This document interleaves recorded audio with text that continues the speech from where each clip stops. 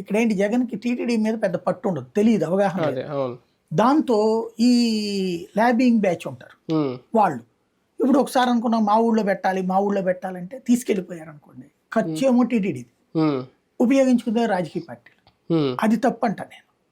అది చంద్రబాబు గారి ఉద్దేశం అదే అనుకుంటున్నా. అదైతే మాత్రం చాలా మంచి నిర్ణయం తీసుకున్నట్టు. ఇప్పుడు టీటీడీగా భక్తిని పెంచడం కోసం తీసుకొచ్చి కళ్యాణాలు అవి జరపడం ఒక ఎత్తు. ఆధ్యాత్మిక చింతన ఉన్నటువంటి వాళ్ళకి వాళ్ళ మధ్యలో విగ్రహాలు పెట్టి వివాహం చేసినంత వరకు కొండకెళ్ళక్కలేదు, ఇక్కడే దేవుడు కనబడ్డాడు అనుకుంటారా? అదే కదా, దేవుడే అక్కడ తిరుమల వెంకన్న దగ్గరికి రానియాలి కదా. అవును. అట్లాంటిది ప్లస్ టీటీడీ కొండపైన కొన్ని తేడాలు జరిగినాయి.